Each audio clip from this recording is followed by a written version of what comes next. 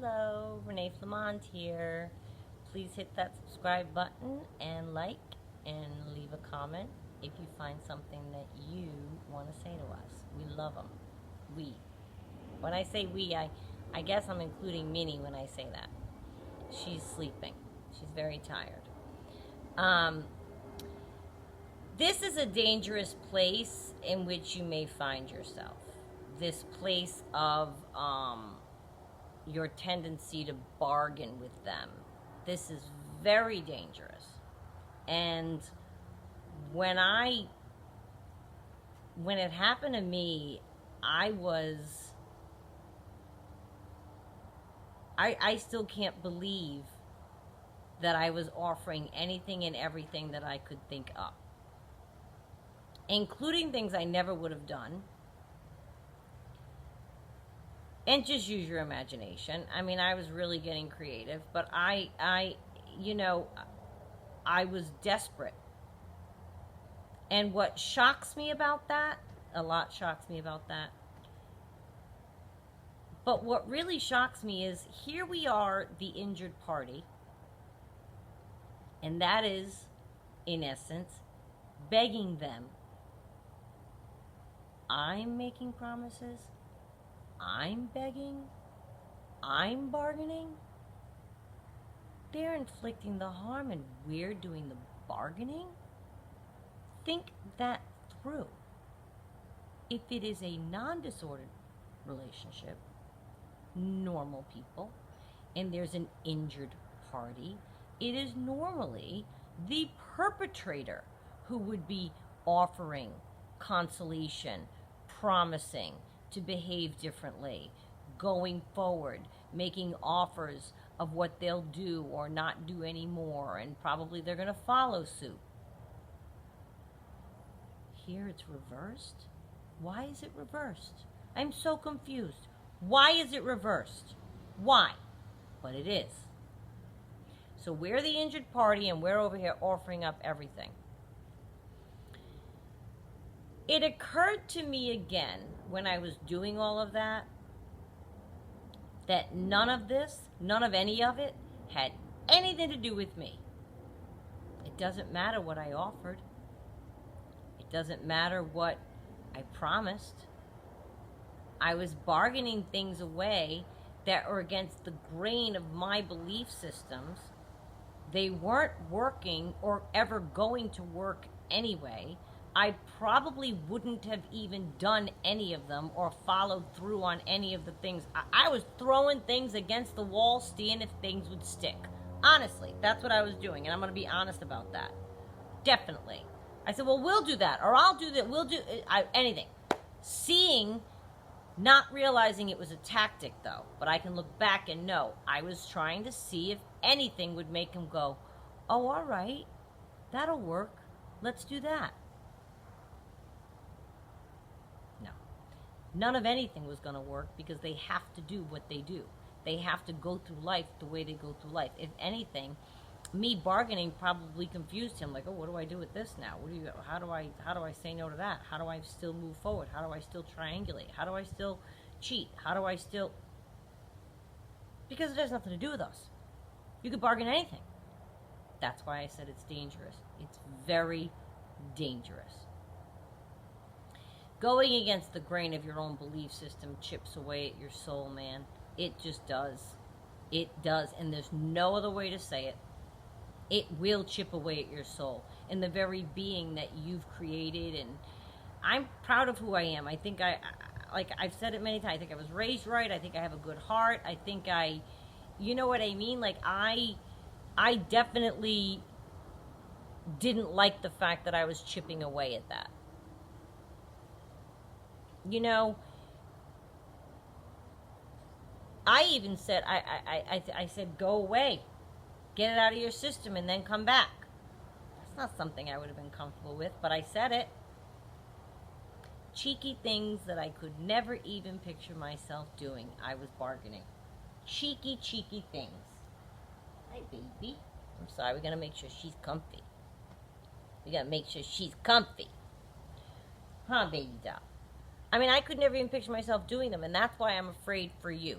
when you're bargaining, and it's a natural stage, God bless you, it's a natural stage, but when you're bargaining, keep your moral code in mind. Why should you, the injured party, be bargaining away things that are important to you? What, just to keep them? Do you want to keep them? Do you?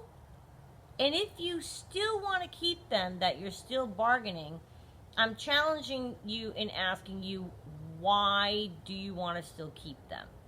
I think when I was bargaining, I was after just seeing if I could make it work, knowing I wasn't going to make it work, thereby proving to him how broken he was. Or something, I think. Something like that. Do you know what I mean? Like, I knew none of that was going to be accepted as, you know, okay, yeah, we'll do that. I knew by then it was so broken and it was all, but I think I was trying to maybe subconsciously, like, prove to him, it isn't me, because I'm offering you this, this, and this. I don't want you to fall off the thing, my love. Do you know what I mean? I didn't want him to have a reason that was valid in his mind to go on without, to go forward, to go away from me. So here I'm trying to give him reasons to stay, so that kind of the subliminal message could be, see, it's not me then, it's you. You're broken. Because I just offered you the world and you still went and did what you did. Kind of thing, you know? And I don't want you to go there. God, no. Oh my God, no. I think of that now and I can see why and how I went down that road. But that's a dangerous slope. What if he said yes? And what if there's a person out there to whom they say yes, who really has a constitution that is swayed, and then they do something that they promised and they didn't really want to, and now they feel bad about themselves because now they've compromised their own moral code. Obviously, I'm thinking of cheeky things, because that's their life. Their life is all cheeky and debauchery, right? But it could be anything. It could be how you live. Do you cook? Do you clean? You know what I mean? It could be anything.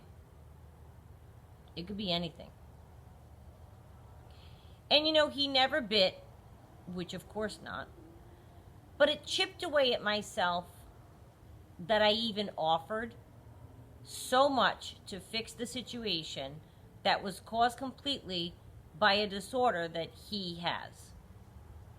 Something happens to your self-esteem just by mouthing the words to bargain. Ugh. That I could take back and feel just fine about. Here I was bargaining away my soul, and I'm the injured party. He's the injurer. I still can't get over it. And I'm bargaining? Don't let yourself do that. We're so desperate to hold on to them during this stage that we will say anything. And he knew I was throwing out crazy stuff. He knew that I was. I can't take it. I can't take it. Look at my monkey. He knew I was throwing out crazy stuff. And he didn't bite and ever say, okay, yes, sounds good. Why did he never bite? Because it never was anything I was doing or didn't have going or whatever that was making him misbehave. I was just fine. It was never anything I was doing. That's why he didn't bite. Me, as me, I was just fine. Not bargaining my core beliefs away. I'm perfect as I am, as you are. We are all made perfect the way that we are. There's nothing we can offer or do or promise that will make their behavior stop. Nothing. So I could have saved myself a lot of that. Chipping away at my soul. Of course he wasn't going to say yes. They're going to misbehave. That is given. That is a given. They're never going to not misbehave. It doesn't matter what you offer them or what you do for them. What you did or didn't do doesn't matter. Their behavior is independent of you and what you're doing or not doing or giving or not giving.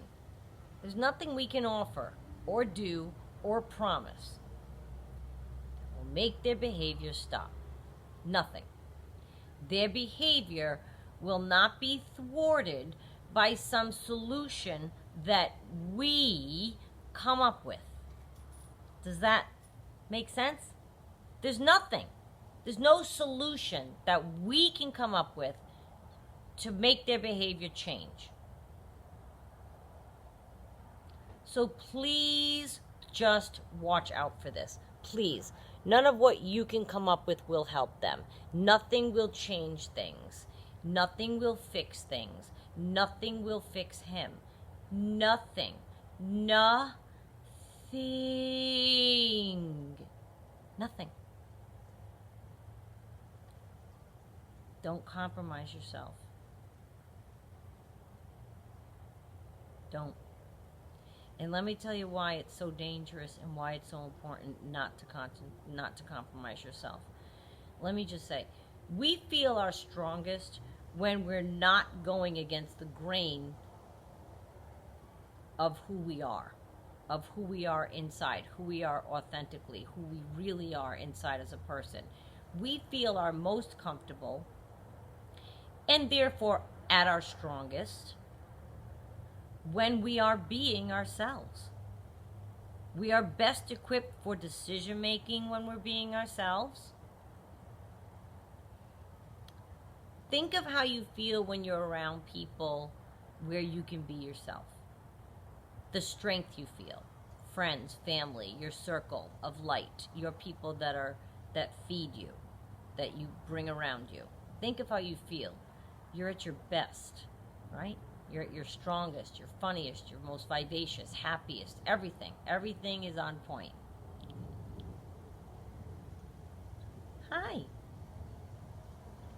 You joining? She'll just stare now for a while. But when you can have that strength be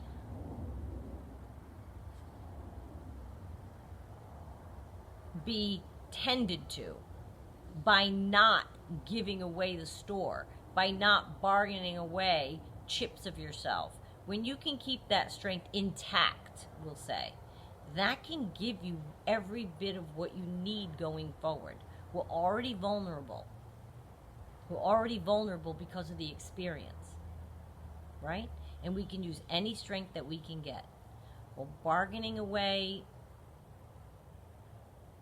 things that make you feel like you're becoming lesser and lesser of a version of yourself that you even like will make it that much harder for you to go forward and fight the battle that does lie ahead. Because it is a battle. Whether you leave them or not, you have a battle.